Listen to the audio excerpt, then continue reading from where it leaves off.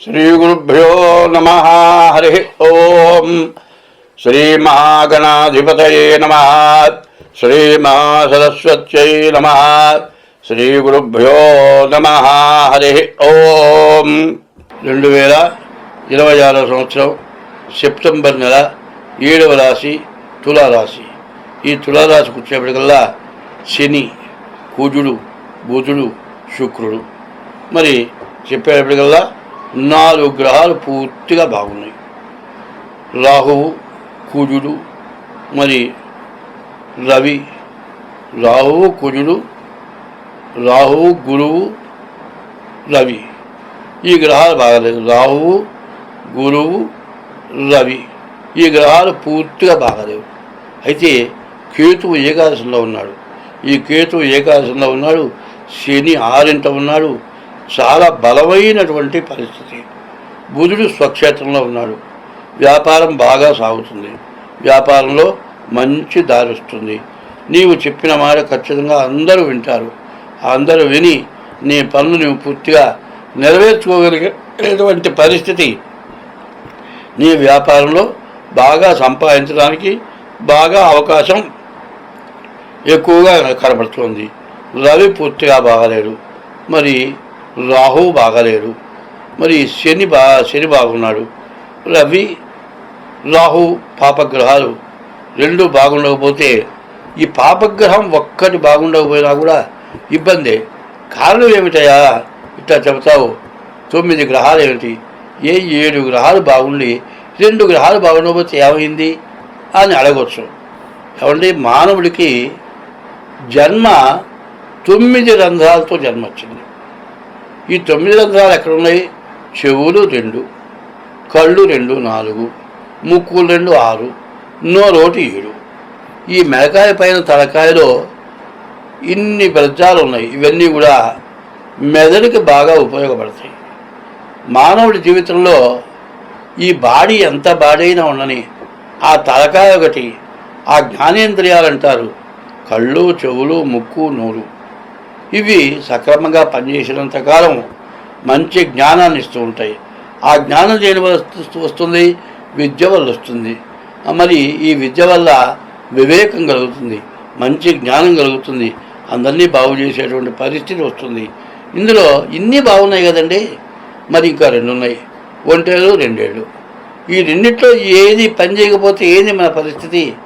Urine రాలేదండి, ఇక పొట్ట చక్కరైపోయి ప్రాణం పోయే పరిస్థితి వచ్చేస్తుంది. పోయి ఆపరేషన్ చేసి యూరిన్ ఎట్లుగా వచ్చేటట్టుగా చేయాలి. తిన్నావు, ఆహారం తిన్నావు, మోషన్ కాలేదు, మరి దానికి కూడా ఏదో మందులు వాడాలి.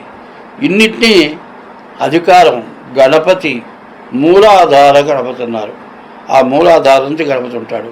కాబట్టి ఈ 9 గ్రహాలకి 9 రంధ్రాలు ఉన్నాయి. ఈ 9 రంధ్రాల్లో ఏది పని చేయకపోయినా ఎంత ఇబ్బందో అట్లాగే కొన్ని గ్రహాలు. శని ఆల్రౌండర్.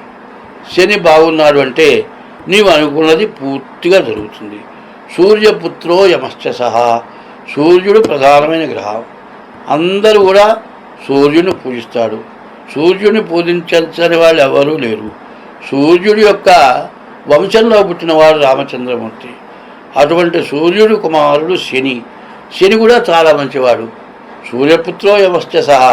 సూర్యుడికి శనికి కూడా బద్ధ వైరం, తండ్రి కొడుకుకి పూర్తి వైరం.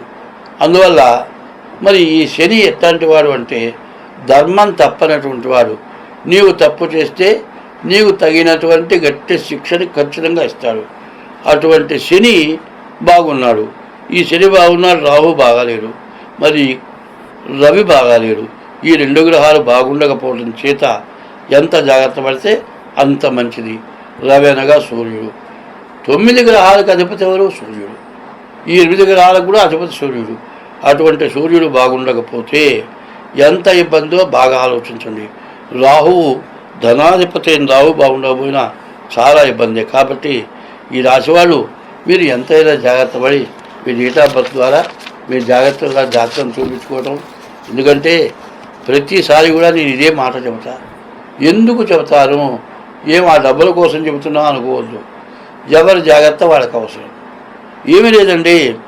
ఇట్లాంటి టైముల్లో ఏమవుతుందంటే ఏమయ్యా నీకు బాగాలేదు, నీకు చెడు టైము, ఆ కేతు పూర్తిగా బాగాలేడు, దానివల్ల నీకు చాలా ఇబ్బంది కలగబోతోంది, జాగ్రత్త పడమంటే ఏం చేయమంటావు, బయట పోతున్నా జాగ్రత్తగా ఉన్నాను అంటాడు.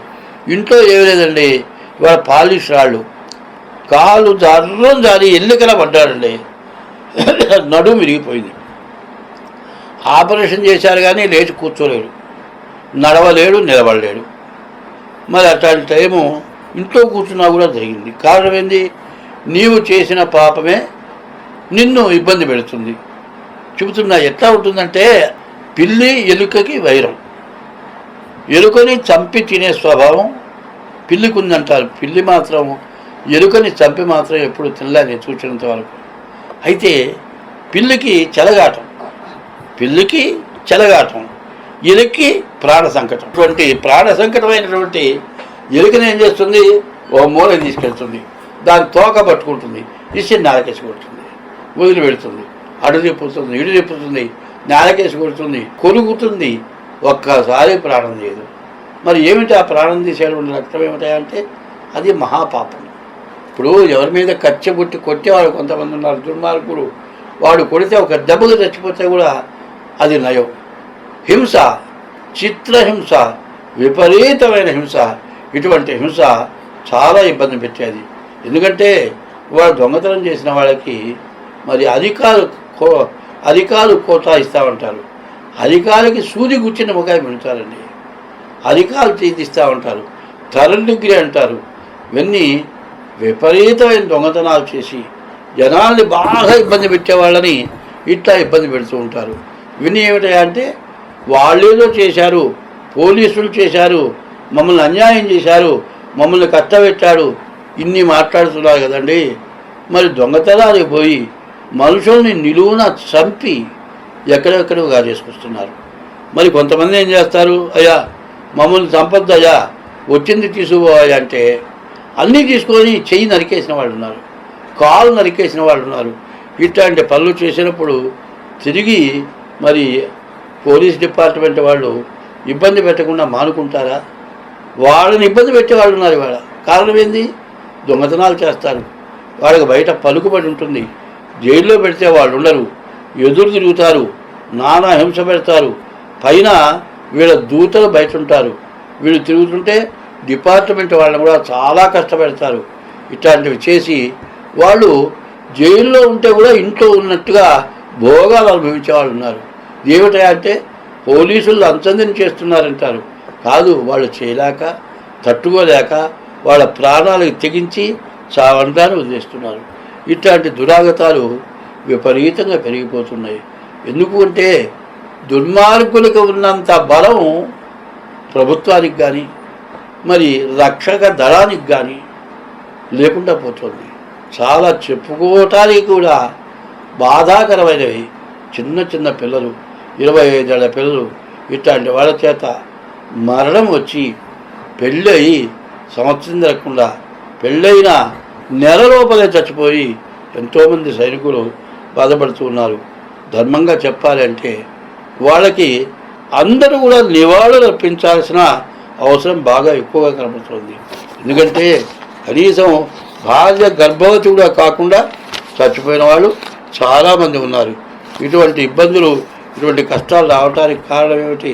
మరి మనల్ని అందరినీ రక్షించడానికి, ఉగ్రవాదుల చేత నుంచి రక్షింపబట్టడానికి, సుఖంగా ఉండటానికి మరి ఎంతోమంది సైనికులు హతమారుస్తున్నారు.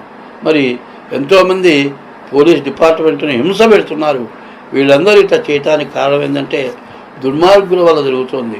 దుర్మార్గులకి మంచి స్వభావం కావాలంటే భగవంతుణ్ణి అందరం ప్రార్థించాలి. ఒకప్పుడు రాముడి పరిపాలనలో దొంగ అనేవాడు లేడు, దొంగతనం జరగలేదు, సత్య ధర్మాలకు కట్టుబడి రాముడు పరిపాలన చేశాడు. ఇట్లాంటివి జరగాలి అంటే ప్రభుత్వం సహకరించాలి, ప్రజలు సహకరించాలి. దొంగతనం అనేది లేకుండా వాడికి ఆకలినప్పుడు అన్నం పెట్టేవాడు కావాలి. ఇట్లాంటి పనులు ఎప్పుడైతే జరుగుతాయో అందరం బాగుంటాం. స్వస్తి.